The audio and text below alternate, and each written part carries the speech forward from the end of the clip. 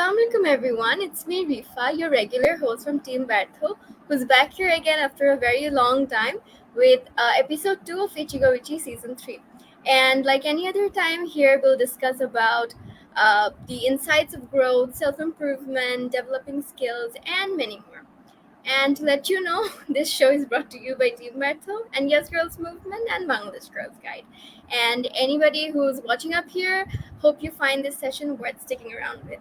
So today we have Ramya Tulasi as our guest, who's basically a graduate student at Texas at MAN University, pursuing her master's in entrepreneurial leadership and is known to be quite popular in her circle as chota package bada dhamaka. Okay, with her diverse interests as a writer by passion, advocate for sustainability and mental health, and she's even certified as an educator and compassionate integrity trainer from Life University. So, without any further delay, please welcome Ramya Tulsi. A big round of applause, please. Hi everyone, and good Hello. morning, good afternoon, or good evening to anyone who is joining from all over the globe and from all over the time zones. I'm here, and I'm very pleased to be on the Team Burrito platform to share my insights on a very important topic today. All right. So, can we please show the slides? Okay, so I think so. We are good to go.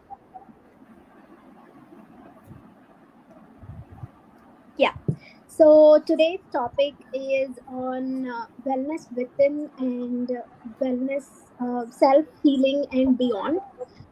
So the contents that we would be discussing today would be on diverse things like what does wellness define in our own way? How do we define wellness in our own way? And how does Gen Z see as wellness? Because I think so. The most people watching this show would be all Gen Z, aging from 18 to 30, 35 years. So we all belong to the Gen Z category, and we know what challenges we face in our day-to-day life. So the challenges and also self-healing practices that I do mostly in my in my journey of hustling and bustling in my own life, and also beyond self-care, what can we do, which is known as collective healing, which I would be talking more about a project called Healing Circles that I'm working on, and also promoting wellness in the digital age, why we are overwhelmed with social media all the time, and why is it important to be productive on our social media as well, and the ripple effects, having working in the social impact for about 4 to 5 years now. How do I see how do I see the impacts that affected my life in a very positive way, and also what has been my journey in impacting others lives. So those would be the current discussions of our today's session. So let's get started. So we can go to the next slide. Yeah. So, to understand wellness within and healing self and beyond, I would say that wellness within is healing yourself first and then working on the community aspects of wellness. So, in the aspect of healing self and beyond, this aspect also comes where it is part of individual's life and it is also part of the community's life as well. How do you pursue your life, and also how do you affect others' lives while you're on the journey of mental health, or on the journey of self healing, or on the journey of creating an impact together in the community.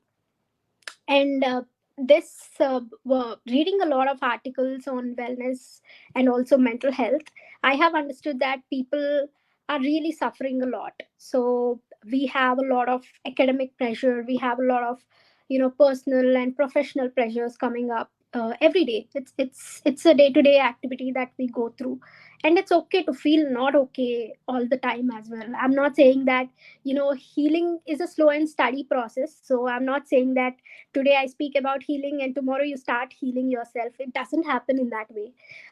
For me also, it has been a very slow process, and it is a process with patience.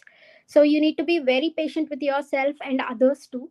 So this is a place, this is the place where you can, talk about openly about healing yourself and beyond. And I would wish to elaborately explain why this topic is more important in the present situations. And this presentation is more importantly focusing on the Gen Z, because I feel that most of us do not know that there is something called as healing self as well.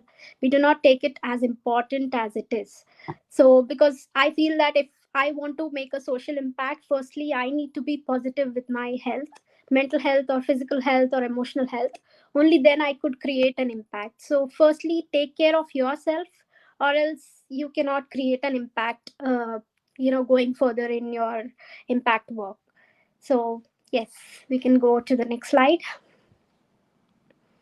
So defining wellness in our way, in the terms of Gen Z, is the wellness in our approach is a holistic approach where we talk about emotional health, where we talk about physical health, where we talk about mental health. So it's not about only, body, and it's not about only mental health. It's also about the soul that we have, our inner emotions that doesn't come out in some time. It takes time when we talk about holistic approach. So you need to be very careful while you deal with your emotions, because there would be days when you would also feel very very low. There were days when I used to cry, and there were days when I used to laugh like my stomach is aching. So yes, you have very extreme situations in your life. So it's fine. It's in a week I feel very low 2 to 3 times, and also very high 2 to 3 times. So it's a process of, holistic approach that a wellness journey takes you to. So this is something everyone feels, but they do not acknowledge that they are going through something like this.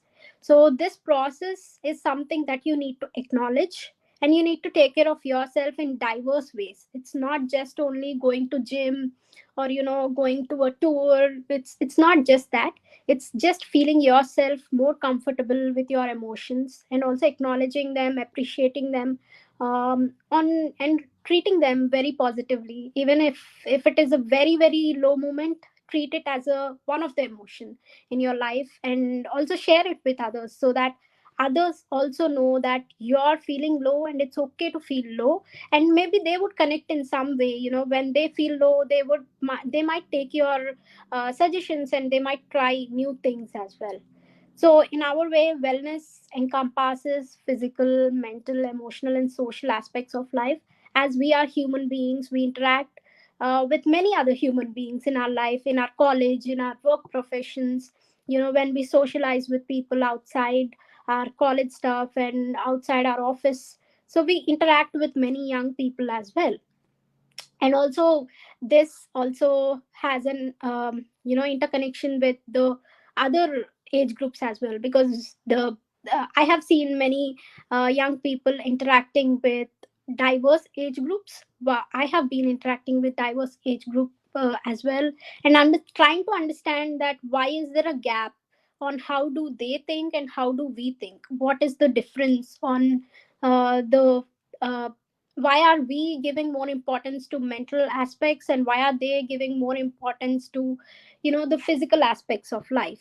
So not everyone wishes to give importance on mental health nowadays, because I have seen my parents, when I talk to them about mental health, and they say that okay, this is something we are new to, so we are not used to such kind of things in our life.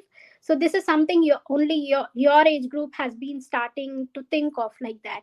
So this is where you have to take the advocacy level, and you have to share your experiences. You go ahead and do whatever it makes it a positive effect on others. So it's not that everyone feels the same. So you need to understand, you need to appreciate others viewpoint as well. So do not take it the otherwise when you have different opinions. I have seen many people having debates on mental health, and I thought, okay, this is too much to hear, and this is a place to help yourself understand that there are different perspectives in life from different people, because we are all from different backgrounds, different countries, different culture. So do understand that everyone has a different opinion on mental health, and do give them that due respect and say that you have a different opinion, and just be as calm as you are. So it's fine to have diverse opinion. It's good to hear a lot of people's opinions, so that you understand that society is how it is and not the same for every individual. So that's how we define wellness in our way. We can go to the next. So, as a Gen Z, it is very stressful to be in this society. Um, I have been, I was student since 3, 4 years now. So it's been 26 years of my student life, and I know how Gen Z feels academically pressurized in our day to day life, and we also have a lot of information overloaded these days. It's like we have chat gpt come up, so it's like you just keep browsing everything. You ask chat gpt a question, and it gives you a lot of information about anything that in the world. So it's a lot of information, I would say, while you're reading. While I was reading about mental health and wellness for my project on healing circles, it was a lot. There were days when I was totally confused, and I literally stopped reading research papers, because it was a lot of information. It was a lot of information that I was reading, and I didn't want to overwhelm myself with the emotions that are coming up and the things that were coming up. So when you have overload of information, you tend to feel uh, very irritated. You tend to feel very distractive as well. So getting yourself to a state of peace within, peace with yourself, is very difficult at that point. I used to take off. I used to take a pause from reading stuff, like even my day to day assignments that I do take regular breaks, so that I'm not overwhelmed with the information. And I do listen to some soothing music, or listen to my favorite artist, and then come back and work on the information. So take gaps while you read the information, and if you feel it's too overwhelming to read in a day, just pause for a day, for a 2 or 3, and then get back to reading, because we all should be updated with the information as well for our academic or professional levels. So it's definitely something that we cannot avoid. So try doing small exercises that could help you in pausing a little bit and then resuming the work. That would help you a little bit, in my opinion, because I have tried it and it helped me a lot. So, and digital dependency is something we all know. We are on the social media right now as well, and we are very dependent on social media. We keep checking our calls, we keep checking WhatsApp, we keep checking friends. It is important, when we are on the different time zones, we are away from our home. It is very important that we are interacting with our friends on social media and having the conversations alive. But it's like, how productive are you using it? I have seen most of my friends, like, they are not on social media, but then they are super depressed with their life. I have seen my friends who are on social media, and like, they are depressed as well with their life.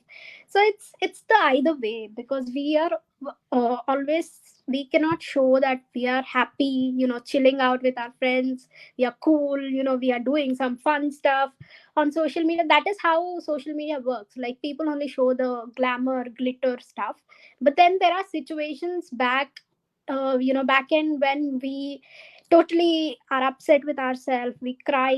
There are number of days for my first semester when I cried, that I just want to go back to India and leave my masters in US. So it was because it was very tough for me as an international student to cope up with different culture. And also here everything is online, assignments are online, you get your emails online, you need to submit everything online. Whereas back in India I was totally on pen and paper stuff. So the digital dependency, how the transformation from a student back in India where we do all the stuff on pen and paper, and here coming and depending only on laptop, working everything on laptop was different. I was straining my eyes, I was reading a lot of things overnights, and it was very difficult for me. So I had to take breaks, and I had to understand that okay, this is how the culture and the education works here. So I need to try to cope up with it. So it's not something that I need to run away, but I need to try my own ways, so that I could catch up with my other friends here, and also work through my strengths and weakness as well. I'm not saying that I'm always happy. What you see on the digital media is like 20%, and the other 80% lies on what happens in your life. So the other 80% is the failures that we see all the time. And it's probably everything everyone has. Mostly I try to also post my failures on social media, so that everyone knows that the hard work that I do to achieve that point is also something that I have done it out of my comfort zones. Whatever you see on social media doesn't reflect that a person is successful, or a person is doing well with their life. It doesn't mean that on the digital dependency. So you need to be very careful while you catch those things, the little things on digital platforms. And also online identity and privacy. So everything these days, you put your phone number, your email ID, everything online. So you get random calls, you get, even I was part of that scams when where it happened, where my one of my number or my email address was online, and it happened to be that I was getting random emails from different people and random messages on messenger. So my account was public at that point, and after getting all those cyber attacks, I was feeling stressed out. I was really stressed out that these people I do not know, and how my identity have gone that public, that I'm not able to take care of my health, mental health as well. So I had to convert all my accounts to private, so that I could have my privacy of data. And also also see how I can only put a minimum information online, so that it doesn't affect my privacy. So you cannot put everything online and say that because nowadays the data is corrupted. So even Facebook or LinkedIn or Instagram, every account you see, it's not private. It's like 90% everything is open to everyone. And everyone, the black the people behind all these scams are also watching you. So Gen Z are the most affected people when you say about cyber crimes and cyberbullying, because I have received few vulgar messages online as well while I was on the public accounts, and it was very distressing that a person who doesn't know you messages you and talks to you in a very inappropriate manner, and you have to tackle it by yourself. Because if you tell the same to your parents, they would be very stressed out, and we don't want our parents to be in that position. So some things we have to know how to handle it, and at the extreme points, definitely take that issue to your parents. I'm not saying that it's not okay totally to take it all by yourself.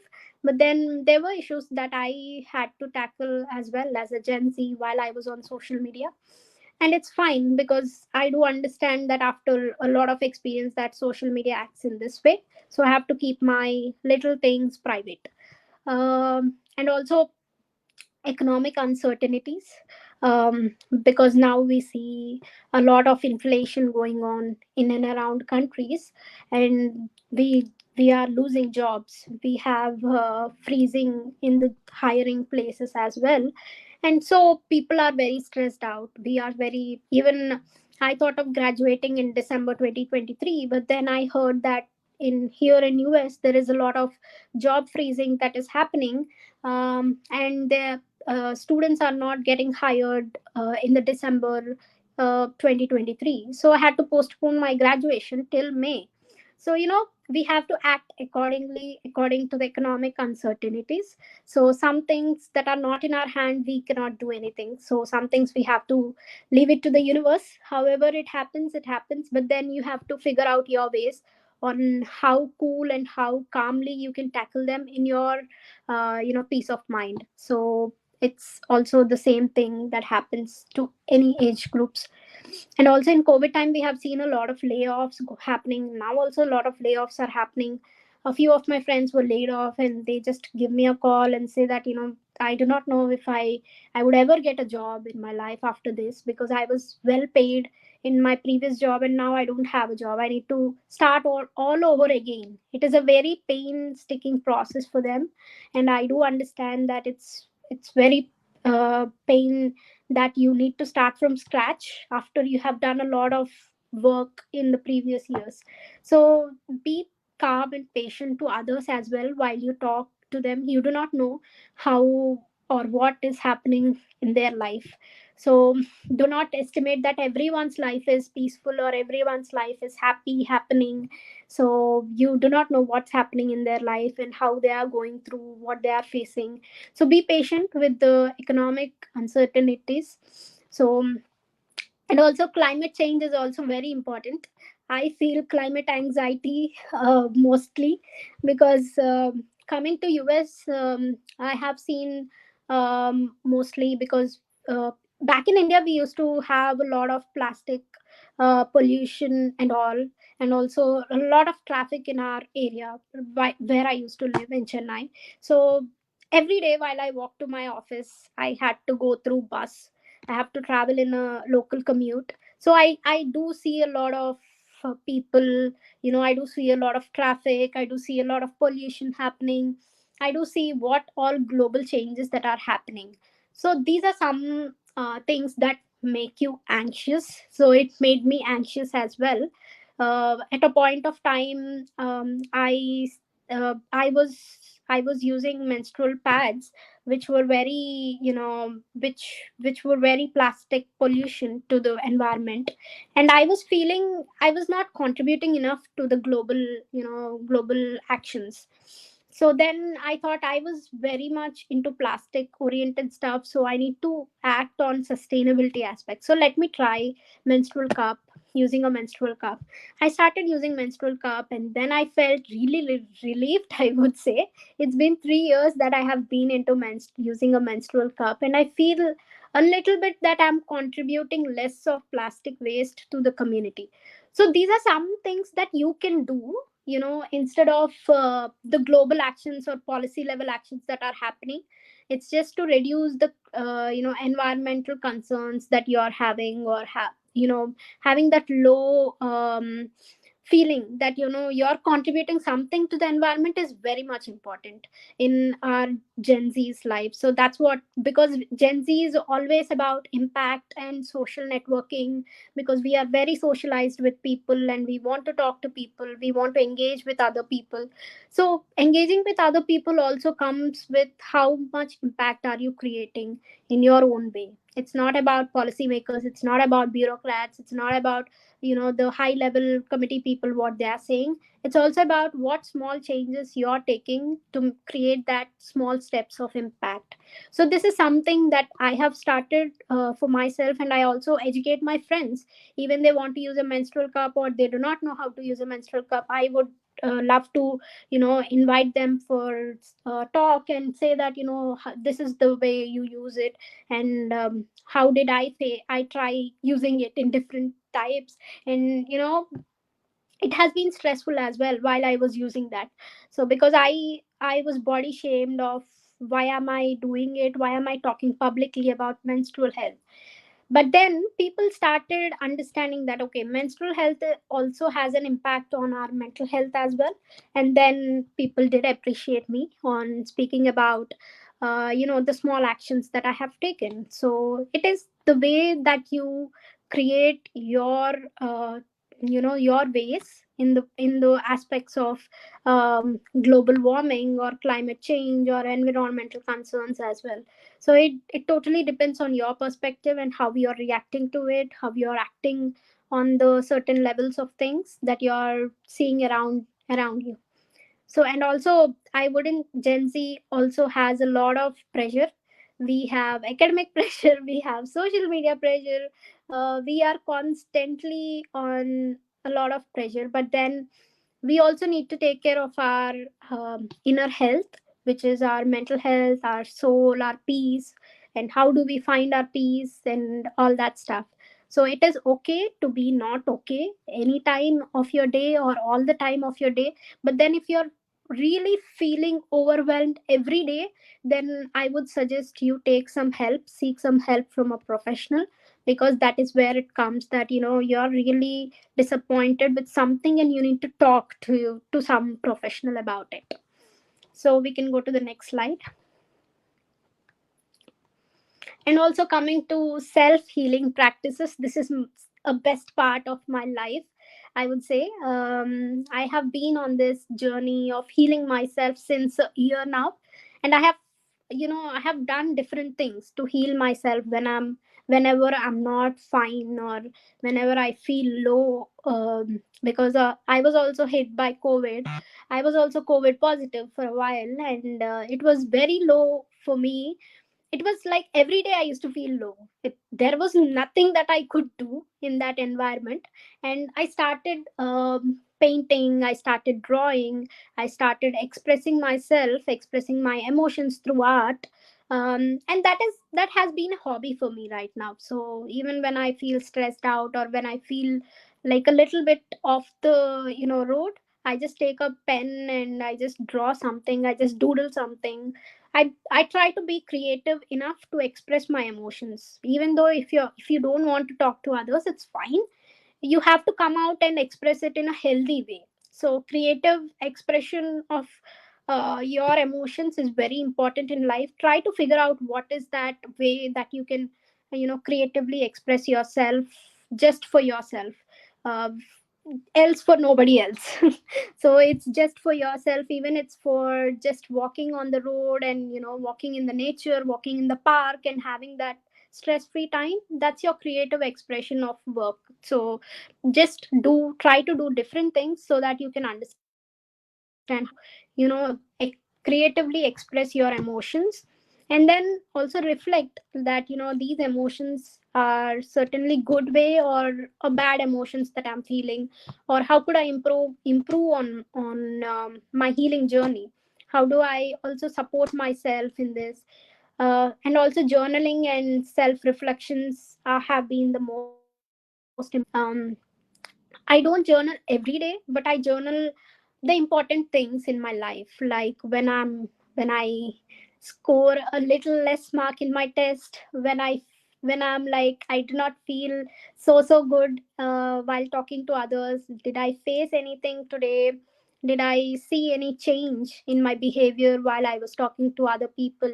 So the little things that you see a change in yourself also matter to you, because when you turn back after like few months, you see a change for yourself. Okay, my behavior has been drastically changing, so I need to improve a little bit in a positive way. While I talk to people, I need to be more cautious of my behavior, or I need to be more cautious of my emotions. What am I putting out, or am I hurting any other's feelings? Because I think so the world is full of uncertain people. We have different opinions, we have different perspectives lying there, and you do not know. When you talk to some other people, in my network also, when I talk to people, they get offensive sometimes. So you do not know how people react. So being cautious of your words is really important. So I keep journaling things when I think there is something wrong that I have spoken today to my friends, or that I have done something, I could have done something different. When I reflect back.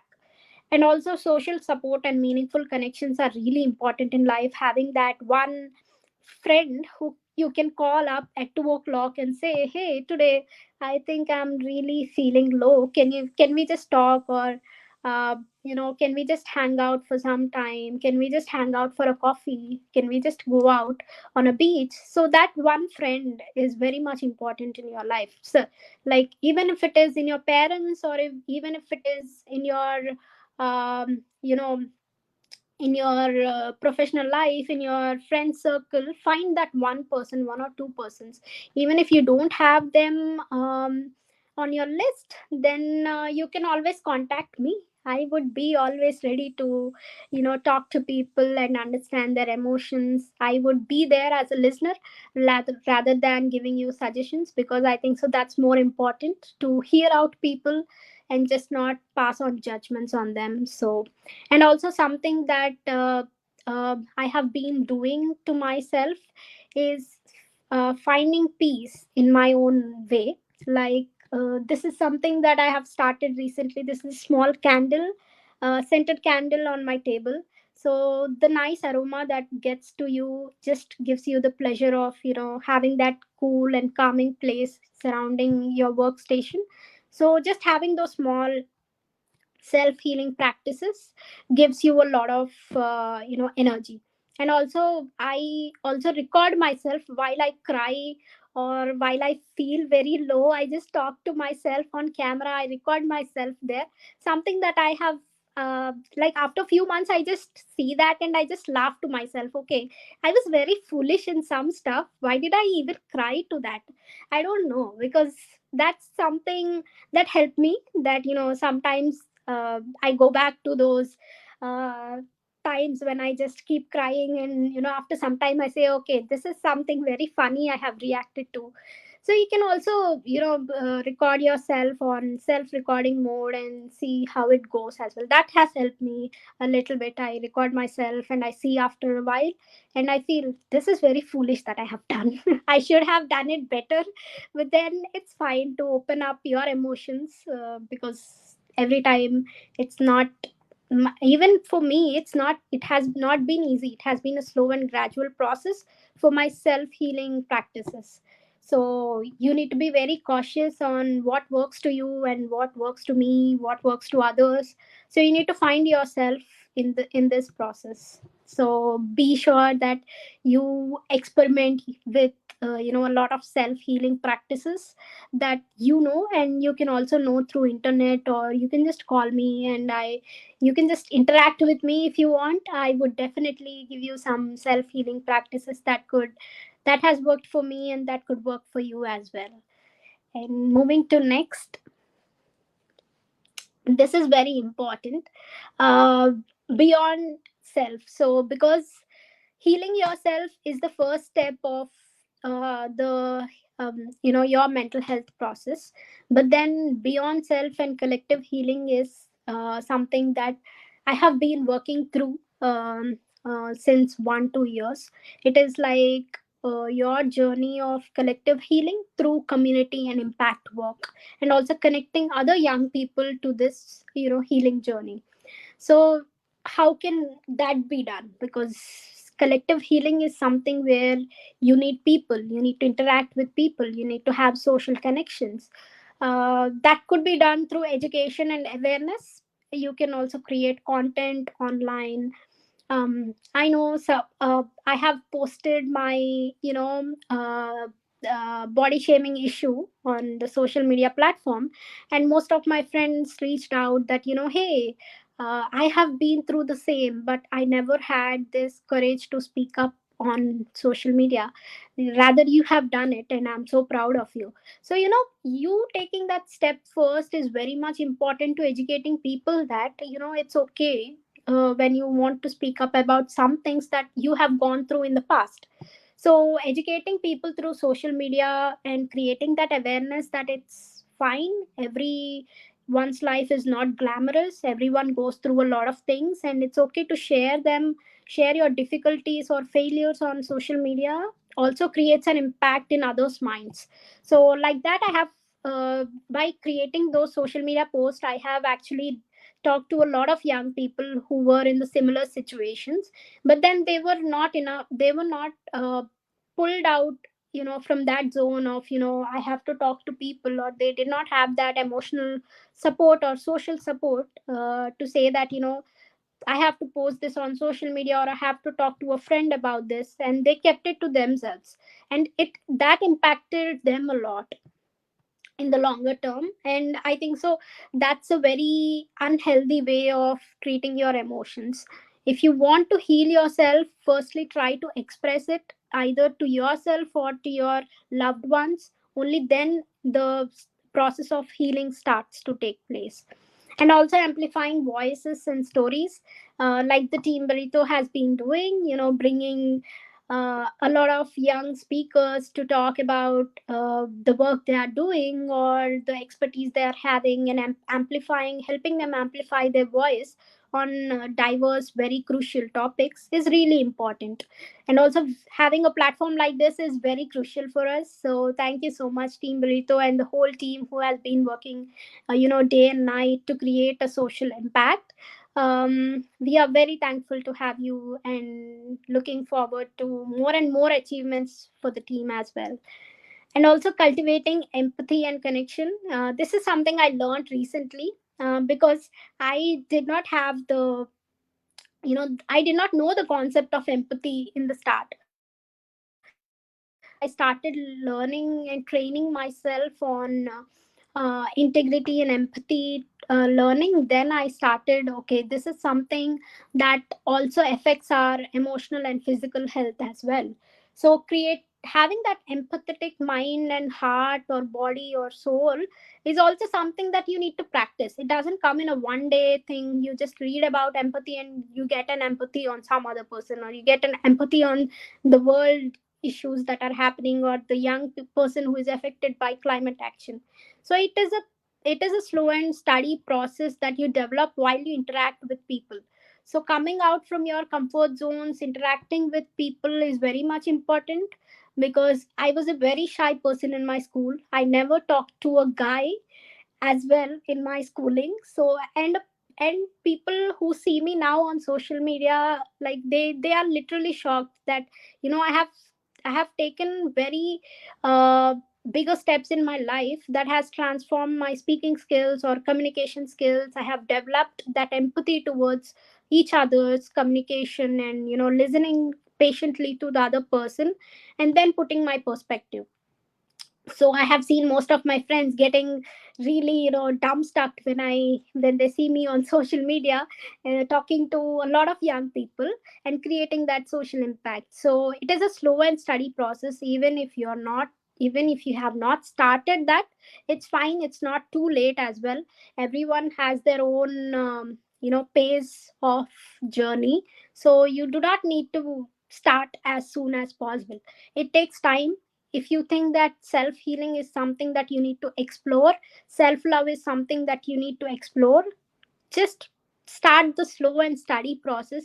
It would eventually, get to a point that, okay, now I can create an impact on a global level, because I know that how I have changed myself, so I can create a global impact with my skills and my abilities, my transformation process. I could share them. So that is how you create all these little stuff. And also cultivating a culture of care. This is something I have learned eventually as well, while I started the collective healing process through my project called Healing Circle.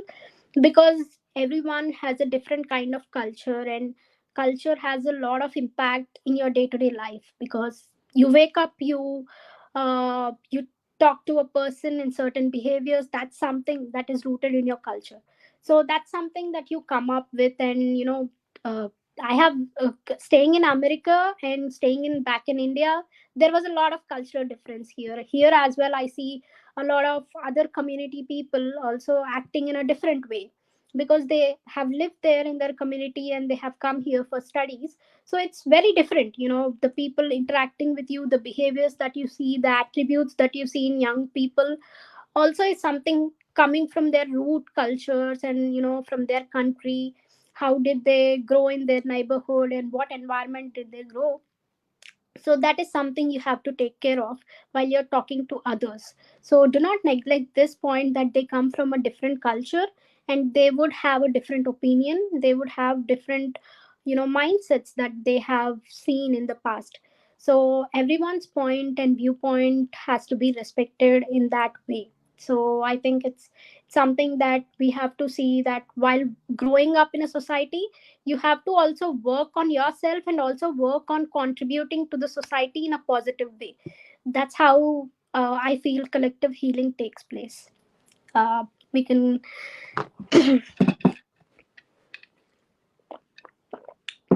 And also, this is one of my best part. I have been working since 5 6 years on promoting wellness in digital age. We know that we are on social media every day, every night, every second, every minute. Even now, who are watching it might be on social media and having all that stuff. But then if you use your social media in a very productive way, then it's going to be very fruitful, and effective way of your life. um, I use this app called Merito, which has very good healing practices. Like they have some healing practices as sleep meditation, walk meditation. So, and they have little stories that are very soothing and very relaxing. They have some music which is related to rainfall, which is related to nature, which is related to ocean. You know, Hearing that little stuff also creates a very good impact on your mind while you go to sleep or before you go to sleep. I i use this Medito app daily for sleep meditation, because working on different projects and working on laptop has really stressed me out on having a lot of screen time. So just to reduce that and relax my mind, I do practice sleep meditation so that I could have an effective sleep. So, using your digital space in a very effective way is something that we young people also need to learn.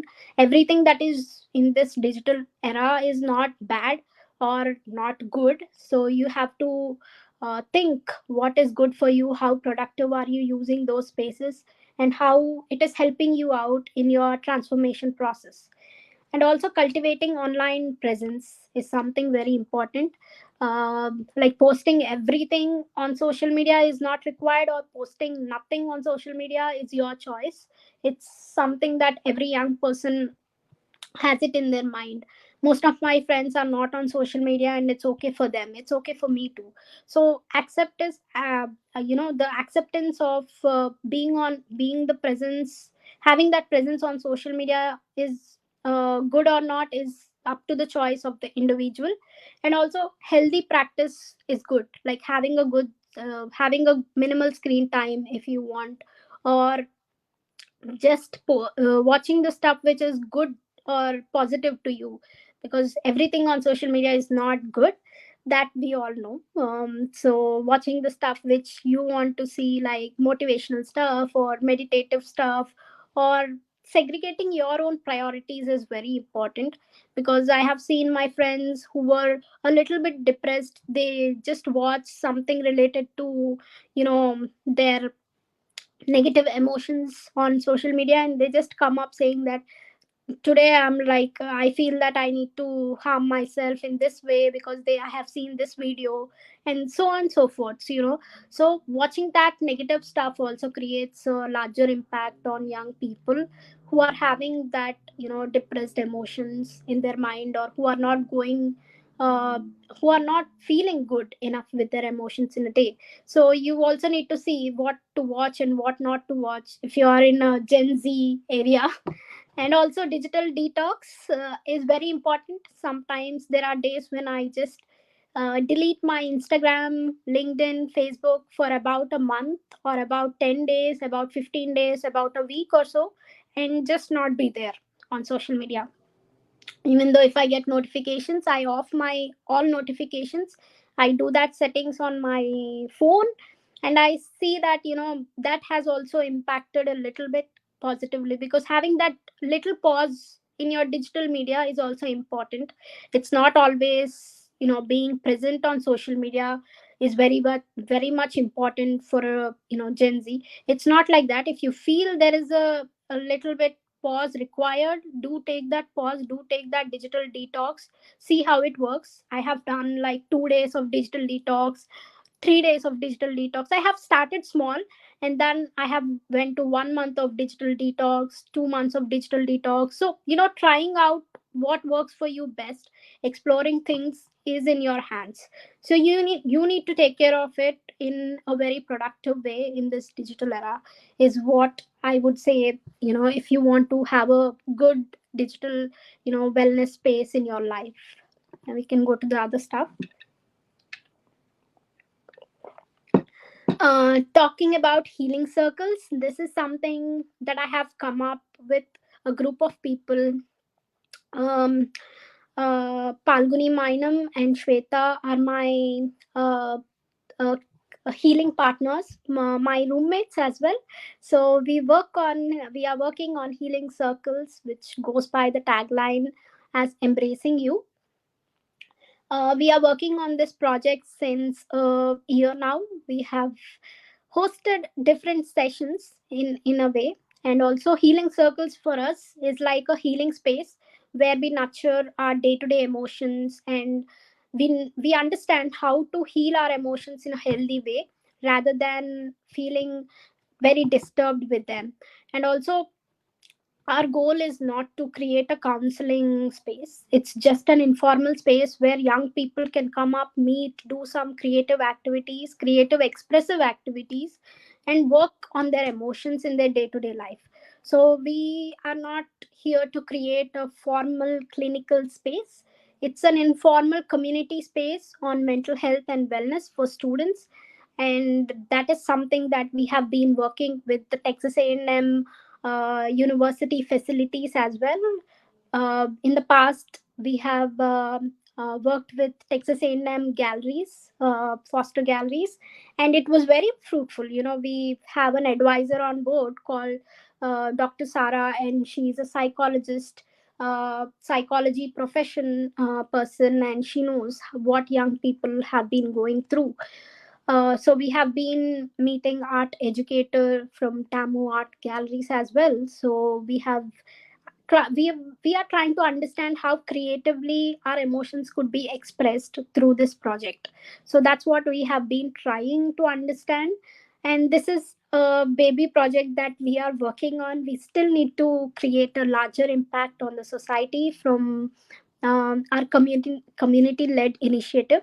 So and the things that we have been doing are some of the things you can see here. We have organized art therapy session with Texas A&M art galleries, where we had a facilitator, um, Jennifer from art galleries, who is an art educator as well.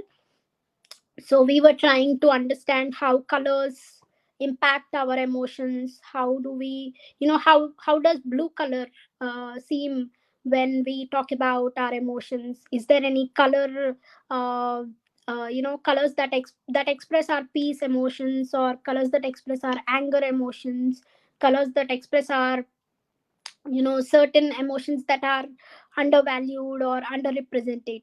So the creative space, we are trying to create that creative space where young people can come experiment with art or craft or certain things and have those connective feelings, so that they could express their emotions in a healthy way rather than just getting anger on someone and just trashing the stuff down.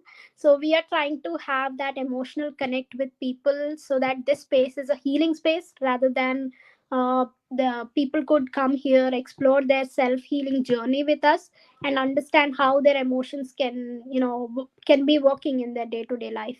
And we also had a stall in the de-stress fest at Texas A&M, which was very good. We had a lot of young people coming up and scratching their emotions on a white paper, uh, on how they are feeling today, how what colors they feel their emotions are being represented to. And it was good to interact with young people while we installed a stall at a festival that was happening on the campus premises. So it was very interesting to see young people working, having that interactions on emotions and mental health or positivity in their life. So that's what we have been trying to. And if you want to follow us on, healing circles, if you want to know more about our project, we also have a lot of things in the process of planning. You can keep following us, and we would definitely love to invite young people to talk about their mental health experience as well, and also give them a platform to share their experiences in their own way. And the ripple effect, and working in the social impact for about 6 years now, I have been through a journey of, slow and patient journey. This has not been a journey in one day. I have been talking to young people from around the world, from Syria, from Yemen, from Ukraine, from India, from Pakistan, from Bangladesh, from UK, from Australia, United States, all over the world. And also interacting, understanding that how are they pursuing things, how do they understand about, what do they understand about climate action, how are they taking policy changes that are happening in their country, why are youth very depressed about certain things, why are they not acting positively. That was something that inspired me and motivated me to work on healing circles, because I thought it was very necessary to talk to people, to get that interaction, to know the meaning of life in the perspective of Gen Z. So that's something that I have been working on.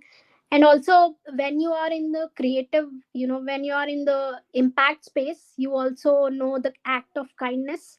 The thing that you give to the society also has a positive effect. You can see a lot of policy level changes that your community people can take up, and also that could be leveraged to a very broader community policy level change.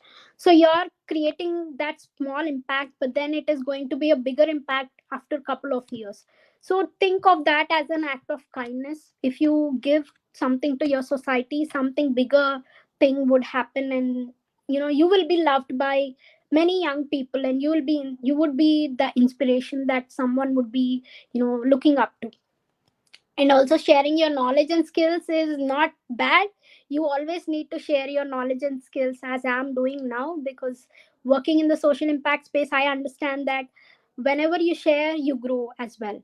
So while you share, you grow. So interact with young people, share your knowledge, take the knowledge from them as well. Understand what things are missing in that gap that you're interacting, and start building that relationship with them. So your talks, while you talk with other young people from other community, could be like, how this change has impacted them, and how can this change be implemented in your country. Like, so many other things that could be share, that could be part of sharing knowledge and skills. And also building strong relationships, like I have very good strong relationships with my friends from all over the world. We talk about a lot of global changes. We also talk about a lot of fun things. We just hang out on some coffee talks, just talk about our life as well sometimes. So you having that friends circle who always be there for you, just to have that coffee conversations, other than the impact work, also creates something, a positive movement as well. And also creating social change through these impact projects. I have been seeing that people have started their own social networking spaces, their own social communities, and it is very good to see that my work also have been uh, an inspiration for other young people. So you need to be very interactive, I would say. If you're not that interactive, then get out of your comfort zone. It is time that you take some uncomfortable steps in your life and see your transformation for yourself, not for the community, not for the society, not for any other person, but because it is, the times are changing, so you need to have that transformation for yourself and move on. I feel. So that's something advocacy and social change have been a bigger cause that I have been working on, and impacting others. When while you're impacting others, the advocacy and social change aspect also reflects a lot of people, because your work also reflects your confidence on something that you're doing. So some change that you want to bring in the future, some policy level change that you want to bring in future. Healing circles is also something that I see that one day mostly all the university have this space of healing, where young people can just come and express their creative emotions. So it's just the space. We when you do a social, when you work on a social change, when you work on your social impact project, it doesn't only impact others, but it widely impacts the audience that are watching you. It widely impacts the global people that are watching you in and around your society.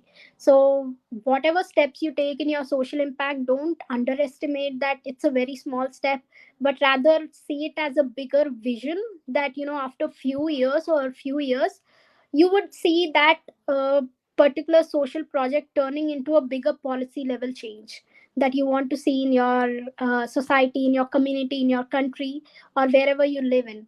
So that's how the ripple effect works, and it's very beautiful, when you connect with young people, and young people also get inspired by your work and say that, hey, once you're an inspiration for me to start. That was a spark feeling for me when people reached out to me and said that my work has been an inspiration to them to work on their passion project.